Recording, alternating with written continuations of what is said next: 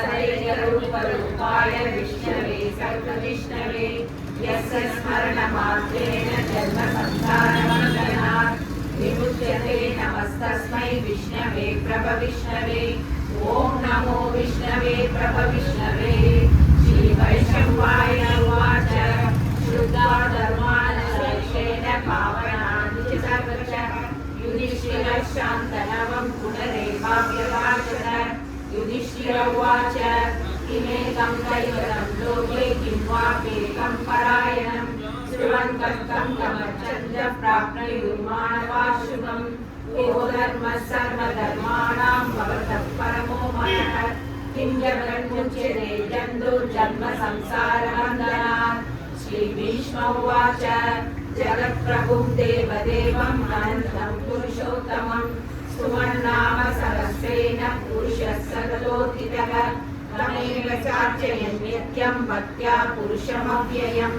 ध्यानं स्तुवन्नमस्तं च यजमानस्यमेव च अनादिनिधनं विष्णुं सर्वलोकमहेश्वरं लोकाध्यक्षं स्तुवन् नित्यं सर्वदुःखानिभो भवेत्। ब्रह्मण्यं सर्वधर्मण्यं लोकानां कीर्तिवर्धनं लोकनाथं महद्भूतं सर्वभूतमहोद्भवम्। एष मे सर्वधर्माणां धर्मो जगतमो मतः यद्यापुण्डरीकाक्षं सवैरच्चैनरः सदा परमं यो महत्तेजः परमं यो महत्तपः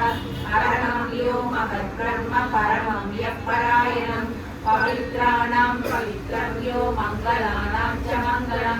दैवतं देवतानां च भूतानां यो व्यक्तितः यतः सर्वाणि भूतानि भवन्त्यादि युगागमे यस्मिन् च प्रलयं यान्ति पुनरेव विवक्षये तस्य लोकप्रधानस्य जगन्नाथस्य भूपते विष्णुर्नाम सहस्रं मे शृणुभावभयावहम्। यानि नामानि गौणानि विख्यातानि महात्मनः ऋषिभिः परिगीतानि तानि वक्ष्यामि भूतये। ऋषिर्नाम्ना सहस्रस्य वेदव्यासो महामुनिः छन्दो नष्टुत्तरा देवो भगवान् देवकीश्वरः अमृतांशुधवो शक्तिर्देवैनन्दन कृशामायुधयं सस्य शान्तिर्देवी युज्यते। विष्णुर्महाविष्णुं प्रभविष्णुं महेश्वरम् अनेकरूपदैत्यान्तं नमामि पुरुषोत्तमम्। अस्य श्रीविष्णोर्दिव्यसहस्रनामस्तोत्रमहामन्त्रस्य श्रीवेदव्यासो भगवान् ऋषिः अनुष्ठुप्छन्दः श्रीमहाविष्णु परमात्मा श्रीमन्नारायणो देवता अमृतांशुद्धवो भानुर्जीबीजं देवकी नन्दन षष्ठेति शक्तिः उद्भवशोभनो देव इति परमो मन्त्रः शङ्खबृन्नन्दकी चक्रीति कीलकं सायकन्वाधराधर इति हस्तं रदाङ्गवाण्यशोभयति नेत्रं त्रिसामासामगस्सामेति कवचम् आनन्दं परं ब्रह्मेति योनिः मृदुः सुदर्शनकाल इति दिग्बन्धः श्रीविश्वरूप इति ध्यानम्। श्रीमहाविष्णुः प्रीत्यर्थे सहस्रनामजपे विनियोगः ज्ञानम्। श्रीयोगप्रदेशे श्रीमणिलसत्पैतृके मौक्तिकानां मालाकृतासनस्तचलितमणिकैर्मौक्तिकैर्मण्डिताङ्गः शुभ्रैरकैरपत्रैर्पुरैर्विजयनीकपीयूषवर्षैः आनन्दीनः पुनीयादरिनयनयः शङ्खपाणिर्मुकुन्दः पूर्वादौ यस्य नाभिर्वेदसुरनिलश्चन्द्रसूर्यौ च नेत्रे कर्णावासा शिरोद्यौ मुदमपि गगनो यस्य वास्येयमभ्रिः अन्तस्तं यस्य विश्वं सुरनरकाको भुवि गन्धर्वदैत्यैः चित्रं रम्यते तं त्रिभुवनवपुषं विष्णुमीशं नमामि। ॐ नमो भगवते वासुदेवाय। शान्ताकारं भुजगशयनं पद्मनाभं सुरेशं विश्वाधारं गगनसदृशं मेघवर्णं शुभाङ्गं लक्ष्मीकान्तं कमलनयनं योगिविज्ञानगम्यं वन्दे विष्णुं भवभयहरं सर्वलोकैकनाथं। मेघश्यामं पीतकौसेयवासं श्रीवत्साङ्गं कौस्तुभोपासिताङ्गं पुण्यो वेदं पुण्डरीकायताक्षं विष्णुं वन्दे सर्वलोकैकनाथं नमः समस्तभूतानामादिभूताय भूकृते अनेकरूपरूपाय विष्णवे प्रभविष्णवे शतङ्खचक्रं सकीटकुण्डलं सपीतमस्त्रं सरसीर्वेशनं सहारवक्षस्थलशोभिकौस्तुभं नमामि विष्णुं शिरसा चतुर्भुजं छायायां पारिजातस्य येन सिंहासनोपरि आसीनं बुधश्याममायदाक्षमलङ्कृतं चन्द्राननं चतुर्बाहुं श्रीवत्साङ्कितवक्षसं रुक्मिणी सत्यभामाभ्यां सहितं कृष्णमाश्रये विष्णुर्वषट्कारो भूतभव्यभवत्ररुः भूतकृद्भूतकृद्भावो भूतात्मा भूतभावनः भूतात्मा परमात्मा च मुक्तानां परमागतिः अव्ययः पुरुषः साक्षी क्षेत्रज्ञोऽक्षर एव च योगो योगविदां नेता प्रधानपुरुषेश्वरः नारसिंहं भविष्यमान् एष पुरुषोत्तमः सर्वस्य स्थाणुर्भूतादिनिरव्ययः सम्भवो वामनो भर्ता प्रभवः प्रभुरीश्वरः स्वयंभू शम्भुरादित्यः पुष्कराक्षो महास्वनः अनादिनिधनो दादा विदादा दुरुत्तमः अप्रमेयो ऋषिकेशः पद्मनाभो हरप्रभुः विश्वकर्मा मनुष्यश्च सविष्णस्तविरोधिवः अग्राह्य शाश्वत कृष्णो लोकिदाक्षः प्रदत्तनः प्रभुदस्निग्धाम पवित्रं मङ्गलं परम् ईशानः प्राणः प्राणो देशश्रेष्ठः प्रजापतिः हिरण्यगर्भो भूगर्भो माधवो मधुसूदनः ईश्वरो विक्रमी धर्मी मेधावी विक्रमक्रमः अनुत्तमो दुरादर्शः कृतज्ञः कृतिरात्मवान् सुरेश शरणं शर्म विश्वरेता प्रजाभवः अगः संवत्सरो व्यालः प्रत्ययः सर्वदर्शनः अजः सर्वेश्वर सिद्धः सिद्धि सर्वाधिरच्युतः विशाखमेयात्मा सर्वयोग विनिश्रुतः वसुर्वसुमना सत्यः समात्मा समिरः समः अमोघः पुण्डरीकाक्षो वृषकर्मा वृषाकृतिः रुद्रो बहुशिरः बभ्रो विश्वयोग्यश्रेष्ठः शाश्वतस्थाणुर्वरारोहो महातपः सर्वगः सर्वविद्वानुर्विश्वसेनो जनार्दनः वेदो वेदविदं योगो वेदांगो वेदवित्कविः लोकाध्यक्षस्तुराध्यक्षो धर्माध्यक्ष कृताकृतः चतुरात्मा चतुर्बाहुः चतुर्दर्शः चतुर्भुजः राजिष्णुभोजनं भोक्ता सखिविभुजदलार्जयः अनघो विजयो देता विश्वयोनिः पुनर्वसु उपेन्द्रो वामनः प्रांशु अमोघः सुचिरुचितः अतीन्द्रः शङ्करः सर्गो धृतात्मा नियमो यमः वेद्यो वैद्यः सदा योगी वीरः माधवो मधुः अतीन्द्रियो महामायो महात्साहो महाबलः महाबुद्धिर्महावीर्यो महाशक्तिर्महाद्युतिः अनिर्देश्यः श्रीमान् अमेयात्मा महाबुद्धिः महेश्वरो महेश्वरता श्रीनिवासः सदाङ्गतिः अनिरुद्धसुरानन्दो गोविन्दो गोविदाम्पतिः मरिचित्रमनो मंसः सुवर्णो भुजगोत्तमः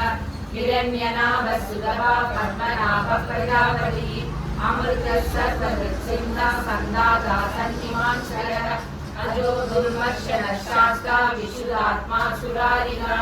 गुरुतमो राम सत्यपराक्रमः निमिषो निमिषस्पर्धी वाचस्पतिरुदारणी अग्रणी ब्राह्मणी श्रीमान् न्यायो नेता समीरणः सहस्रमूर्ता विश्वात्मा सहस्राक्षः सहस्रपात् आवर्तनो निवृतात्मा समृद्धः संरमर्दनः अगः संवत्सरो बहिर्हरियोधरनिधरः सुप्रसाद प्रसन्नात्मा विश्वबुद्धिः सत्यता सत्कृतः साधुर्जग्नुर्नारायणो नरः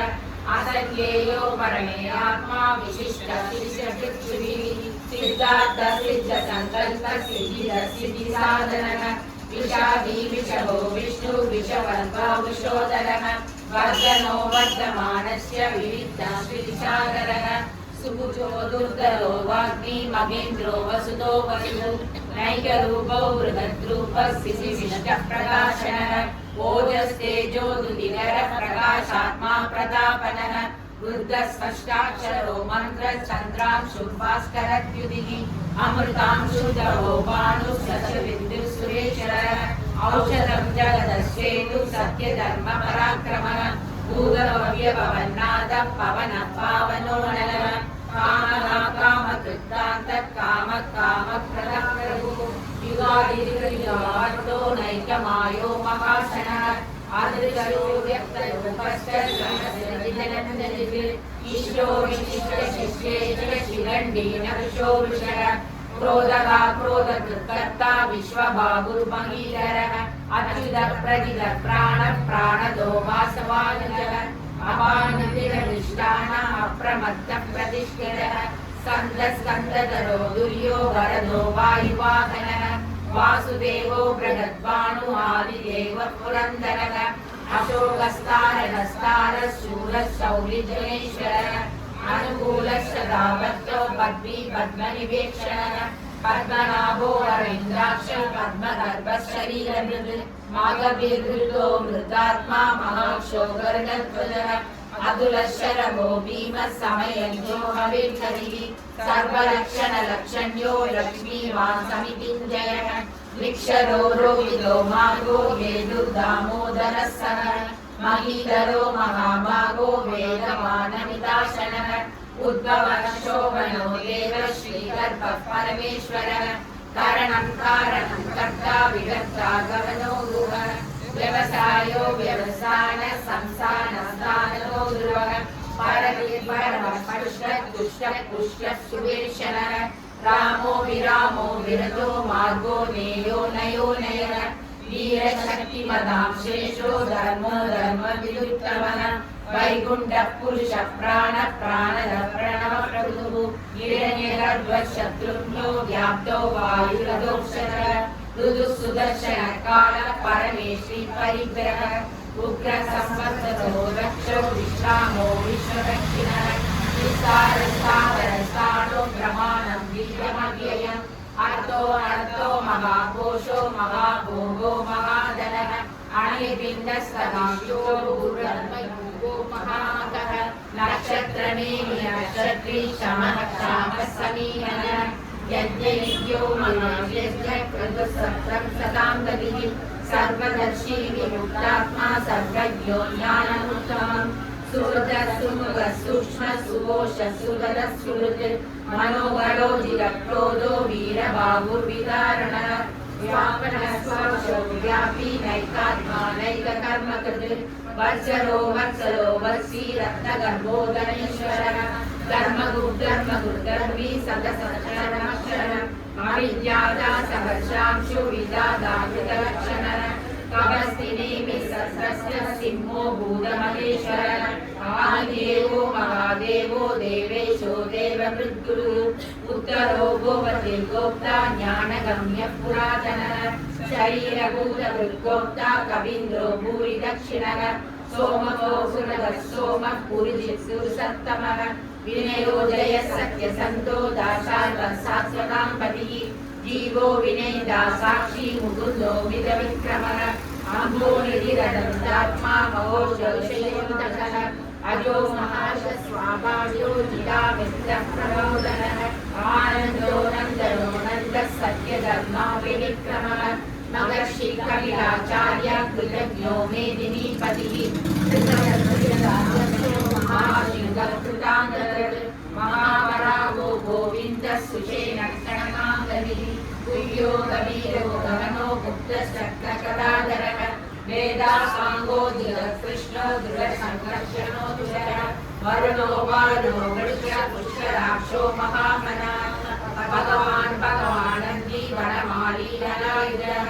आदित्यो ज्योतिरादित्य सविष्णुविसप्तमः सुगन्धा कण्ठपरिशुद्धादिनो द्रविणप्रदः दिवस्त्रिसर्वदृश्वासो वाचस्पतिनयो निजः त्रिसामासामदसामनैपानं मेषयं दिशते सन्न्यासकृच्छमः शांतो निष्ठा शांति परायणं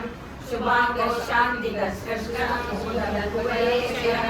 गोविदो गोपतिर्गोप्ता वृषभाशो वृषभशयः अनिवर्ति निवृत्तात्मा संक्षेत्रा क्षेमकृच्छ्रवः श्रीवत्सवक्षा श्रीवास श्रीमदि श्रीमदाम्बरः श्रीधर श्रीनिवास श्रीनिधि श्रीविभावनः श्रीहर श्रीहर श्रेय श्रीमान् लोकत्रयाश्रय स्वच्छ शंकर सदानंदो नंदी ज्योतिर्गणेश्वरः विजितात्मा विधेयात्मा सत्कीर्ति चिन्ह संशयः उदीर्न सप्तदश्चक्षुर्धनीश शाश्वतस्थिरः भूषयो भूषणो भूतिर्विशोकशोकनाशनः अर्चिष्मानर्चितः कुम्भो विशुद्धात्मा विशोधनः अनिरुद्धो प्रतिलत प्रद्युम्नो मदविक्रमः कालनेमिः वीरः शौरी शूरजनेश्वरः त्रिलोकात्मा त्रिलोकेश केशव केशिवा हरिः कामदेव कामबाल कामी कान्तकृताकमः अनिर्देशकौ वीरो अनन्तो धनञ्जयः ब्रह्मण्यो ब्रह्मकृत् ब्रह्म ब्रह्म ब्रह्म विवर्धनः ब्रह्मविद्ब्राह्मणो ब्रह्मी ब्रह्मज्ञो ब्राह्मणप्रियः महाकर्मो महाकर्मा महातेजो महारगः महाक्रतुः महायज्वा महायज्ञो महाहरिः सत्यस्तोत्रा स्तुतिसोदारणप्रियः पूर्णपूर्णेदा पुण्यकीर्तिरामयः मनोजवस्तीर्थकरो वसुदेवा वसुप्रदः सुप्रदो वसुदेवो वसुर्वसुमहारिः सद्गतिः सत्कृतिः सत्ता सद्बुद्धिः सत्परायणः शूरसेनो यदुश्रेष्ठः सन्निवास सुयामुनः भूदावासो वासुदेव सर्वासु निलयो नरः दर्पगादर्पदो तृप्तो दब्धरोधापराजितः विश्वमूर्तिर्महामूर्तिर्दिव्यमूर्तिरमूर्तिमान् अनेकमूर्तिरव्यक्तः शतमूर्तिः एको नैकः पदमनुत्तमम् लोकबन्धुर्लोकनाथो माधवो भक्तवत्सलः स्वरनगनो हेमाङ्गो वराङ्गस्तन्दनाङ्गदी वीरगाविषमः शून्यो धृताशीलचलश्चलः अमानी मानदो मान्यो लोकस्वामी त्रिलोकधृत् सुमेधा मेधजोधन्य सत्यमेधाधराधरः तेजो वृषो विविधः सर्वशस्त्रवृताङ्गरः प्रकृतो निग्रहो व्यग्रो नैकशृङ्गो ददाग्रजः चतुर्मूर्तिश्चतुर्बाहुश्चतुर्व्यूहश्चतुर्गतिः चतुरात्मा चतुर्वेदविवेकवान् समानतो निपुणात्मा दुर्जयो दुर्विक्रमः दुर्लभो दुर्गमो दुर्गो दुरावासो दुरारिव शुभाङ्गो लोकसारङ्गः समन्तुस्तन्तुवर्धनः इन्द्रकर्मा महाकर्मा कृतकर्मा कृतागमः उद्भवः सुन्दरः सुन्दो रत्ननाभः सुलोचनः अर्को वाचसः शृङ्गी जयन्तः सर्वविजयी स्वर्णबिन्दुशोभ्यः सर्ववागीश्वरेश्वरः महाकृतो महागन्धो महाभूतो महानिधिः कुमुदकुन्दरकुन्दः पर्जन्यो पावनो नलः अमृतांशो प्रभुः सर्वज्ञो सर्वतोमुखः सुलभः सुहृदः सिद्धः शत्रुजित् शत्रुरावणः निग्रहोस्वस्तचानुराधनशोधनः सहस्राक्षि सप्तदिग्गः सप्तैधा सप्तवाहनः अमृतिरनघोषिन्त्यो भयकृद्भयनाशनः अनुद्रुतस्थूलो गुणकृतिर्गुरो महान् अद्भुतस्वदृतस्वास्य प्रागांशो वंशवर्धनः पारमृतकलितो योगी योगीशः सर्वकामनः आश्रमः श्रमणः श्यामः सुवर्णो वायुवागनः धनुर्धरो धनुर्वेदो दण्डो दमयताधवः अपराजितः सर्वसगो नियन्ता नियमो यमः सत्यवान् सात्विकः सत्य सत्यधर्मपरायणः अभिप्राय प्रियारोधः प्रियकृतिविवर्धनः विग्राह्यसत्यज्योति सूर्यज्योतिर्मरुभुः रविविलोचनः सूर्यो सवितारविलोचनः अनन्तो विदमुद्भोक्ता सुगतो नैकतो व्रजः अनिर्भिन्नः सदा मह्ये लोकाधिष्ठानमद्भुतः सनातनः कपिलव्ययः स्वस्ति स्वस्ति स्वस्ति स्वस्ति दक्षिणः हरौधर कुण्डली चक्री विक्रम योजित शासनः शब्दालिक शब्द सकल सुशील सर्वलीकरः अक्रूरकेशरो दक्षो दक्षिणक्षाम्यापरः विष्णुवद्भय पुण्यश्रवणकीर्तनः पुत्रारणो दुष्कृतिका पुण्यो दुष्प्रणाशनः वीरकारक्षण संतो जीवनप्रगतिरः अनन्तरूपो नन्दश्री जगमन्योपयापः चतुराश्रो गभीरात्मा विदिशो व्यादिशो दिशः अनादिर्भूर्भुवो लक्ष्मी सुवीरो रुचिराङ्गदः जननो जनजन्मादिर्भीमो भीमपराक्रमः आधारनिलयो दाता पुष्पवास प्रजागणः पूर्वरसप्रदाचार प्राणद प्रणवः प्रणः प्राणं प्राणनिलय प्राणदुर्प्राणजीवनः तत्त्वं तत्त्वविवेकात्मा जन्म मृत्युजराधिकः पूर्ववस्त्रविस्तारः सविता सवितामहः यज्ञो यज्ञपतिर्यज्ञो यज्ञाङ्गो यज्ञवाहनः यज्ञभृत्यज्ञनृत्यज्ञी यज्ञभृत्यज्ञसाधनः यज्ञान्तर्यज्ञविद्यानमनालयेव च आत्मयोनिः स्वयं जातो वैकानः सामगायनः देवकीनन्दनस्रष्टा शिशीषः पापनाशनः शङ्खबृन्नन्द्यपि चक्री शारदधर्माधराधरः प्रदाङ्गमानिरक्षोभ्यः सर्वप्रगणायुधः सर्वप्रगणायुध ॐ नमः इति वनमाली गली शान्ति शङ्की चक्री च नन्दती श्रीमन्नारायणो विष्णु वासुदेवो विरक्षतु वनमाली गली शान्ति शङ्की चक्री च नन्दती श्रीमन्नारायणो विष्णु वासुदेवो विरक्षतु वनमाली गली शान्ति शङ्की चक्री च नन्दती श्रीमन्नारायणो विष्णु वासुदेवो विरक्षतु वासुदेवो विरक्षतु ॐ नमः इति लेशवस्य महात्मनः नाम्नां सहस्रं दिव्यानां नदेशेन प्रतिष्ठितम् एनं शृणुया नित्यं यश्चा विपरिकीर्तये नाशुभं प्राप्नुया किञ्चित् सौमित्र्ययजमानः वेदान्तको ब्राह्मणस्याक्षत्रियो विजयी भवेत् वैश्योदनसंस्कृत्याप्नुयात् धर्मार्थी प्राप्नुयात् धर्मम् अर्थार्थी चाप्नुयात् कामानवाप्नुयात् कामी प्रजार्थी चाप्नुयात् प्रजा भक्तिमान्यः सतोत्राय सुविसर्गमानसः सहस्रं वासुदेवस्य नाम्नां वेदत्मकीर्तये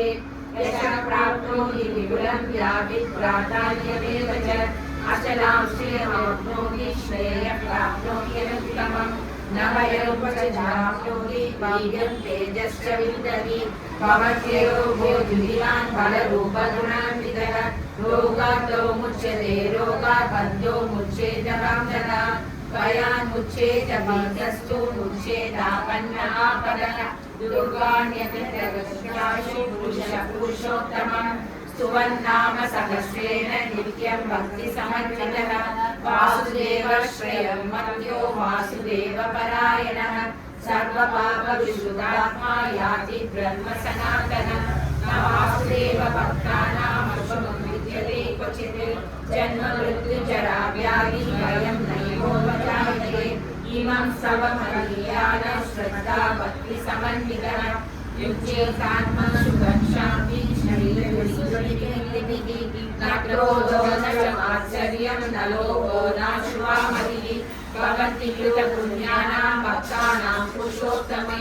यवसचन्द्रानक्षत्राकण्डिशो दुर्ममोदतिः वासुदेवस्य वीर्येण विद्यानि महात्मनः ससुरासुरगन्धर्वः सयत्शूरराक्षसम् जगद्वैषे वर्णदेगं कृष्णस्य चराचरम् इन्द्रियाणि मनोबुद्धिः सर्वं तेजो बलं धृतिः वासुदेवात्मकाम्यानु क्षेत्रं क्षेत्रज्ञ एव च सर्वागमानामाचारः प्रथमं परिकल्पते आचारप्रभवो धर्मो धर्मस्य प्रभुरच्युतः ऋषयः पितरो देवा महाभूतानि धातवः जङ्गमाजङ्गमं चेदं जगन्नारायणोद्भवम् योगो ज्ञानं तदा साङ्ख्यं विद्या सल्पादि कर्म च वेदाशास्त्राणि विज्ञानं एतत् सर्वं जनार्दन एको विष्णुर्महद्भूतं पृथग्भूतान्यनेकशः त्रिलोकान् व्याप्य भूतात्मा भूते विश्वभुवन्यः इमं सर्वं भगवतो विष्णुर्दासेन कीर्तितं पठ्यते निश्चये पुरुषः श्रेयः प्राप्तुं सुखानि च विश्वेश्वरमजं देवं जगदप्रभुमध्यं वदन्ति ये पुष्कराक्षं न ते यान्ति पराभवं न ते यान्ति पराभवम् ॐ नमः इति अर्जुन उवाच पद्मतत्र विशालाक्ष पद्मनाभसुरोत्तम भक्तानामनुरक्तानां दाता भवजनार्दन श्रीभगवानुवाच यो मां नाम सहस्रेण स्तोतुमिच्छति पाण्डव सोऽहमेकेन श्लोकेन स्तुत एव न संशयः स्तुत एव न संशय ॐ नमः इति व्यास उवाच वासनात् वासुदेवस्य वासितं भुवनत्रयं सर्वभूतनिवासोऽसि वासुदेव नमोऽस्तुते श्रीवासुदेव नमोऽस्तुते ॐ नमः इति पार्वती उवाच केनोपायेन रघुना विष्णो नाम सहस्रकं पठ्यते पण्डितैः नित्यं श्रोतुमिच्छाम्यहं प्रभो ईश्वर उवाच श्रीराम राम रामेति रमे रामे मनोरमे सहस्रनाम तत्तुल्यं राम नाम वरानने श्रीराम राम रामेति रमे रामे मनोरमे सहस्रनाम तत्तुल्यं राम नाम वरानने श्रीराम राम रामेति रमे रामे मनोरमे सहस्रनाम तत्तुल्यं राम नाम वरानने श्रीराम राम वरानने ॐ नमः इति ब्रह्मोवाच नमोऽस्तुरन्ताय सहस्रमूर्तये सहस्रपादाक्षिशिरोरुबाहवे सहस्रनामे पुरुषाय शाश्वते सहस्रकोटियुगधारिणे नमः सहस्रकोटियुगधारिणे ॐ नमः इति सञ्जय उवाच यत्र योगेश्वर कृष्णो यत्र भक्तो धनुर्धरः तत्र श्रीविजयो भूतिध्रुवाणि देवनः श्रीभगवानुवाच अनन्याश्चिन्तयन्तो मां योजना परिविभासते तेषां नित्याभियुक्तानां योगक्षेमं वहाम्यहं परित्राणाय साधूनां विनाशाय च दुष्कृतां धर्मसंस्थापनार्थाय सम्भवामि युगे युगे आर्ताविषण्णाः शिथिलाश्च नीताः प्रेतेषु च प्राणिषु वर्तमानाः संकीर्त्य नारायण शब्दमात्रं विमुक्तचुक्ला सुखिनो भवन्तु कायेन वाचा मनसेन्द्रियैर्वा बुद्ध्यात्मना वा प्रकृते स्वभावात् करोमि यद्यत् सकलं परस्मै नारायणायेति समर्पयामि। पूजिते शङ्खचक्रगदाहस्ते महालक्ष्मी नमोऽस्तुते नमस्ते गरुडारूढे कोलासुरभयङ्करी सर्वपापहरे देवी महालक्ष्मी नमोऽस्तुते सर्वज्ञे सर्ववरदे सर्वदुष्टभयङ्करी सर्वदुःखहरे देवी महालक्ष्मी नमोऽस्तुते सिद्धिबुद्धिप्रदे देवी बुद्धिमुक्तिप्रदायिनी मन्त्रमूर्ते सदा देवी महालक्ष्मी नमोऽस्तुते आद्यन्तरहिते देवी आदिशक्ति महेश्वरी योगसम्भूते महालक्ष्मी नमोऽस्तुते स्थूलसूक्ष्म महारौद्रे महालक्ष्मी महोदरे महापापहरे देवी महालक्ष्मी नमोऽस्तुते पद्मासनस्थिते देवी परब्रह्मस्वरूपिणी परमेशी जगन्माता महालक्ष्मी नमोऽस्तुते श्वेताम्बरधरे देवी नानालङ्कारभूषिते जगस्थिते जगन्माता महालक्ष्मी नमोऽस्तुते सर्वसिद्धिमवाप्नोति राज्यं प्राप्नोति सर्वदा एककाले पठे नित्यं महापापविनाशनं त्रिकालं यः पठे नित्यं गणदानसमन्वितः त्रिकालं यः पठे नित्यं महाशत्रुविनाशनं महालक्ष्मी भवने नित्यं प्रसन्ना वरदा शुभा सर्वभूतेषु लक्ष्मीरूपिणे नमस्ते नमस्तस्मै नमस्तस्मै नमस्तस्मै नमो नमः।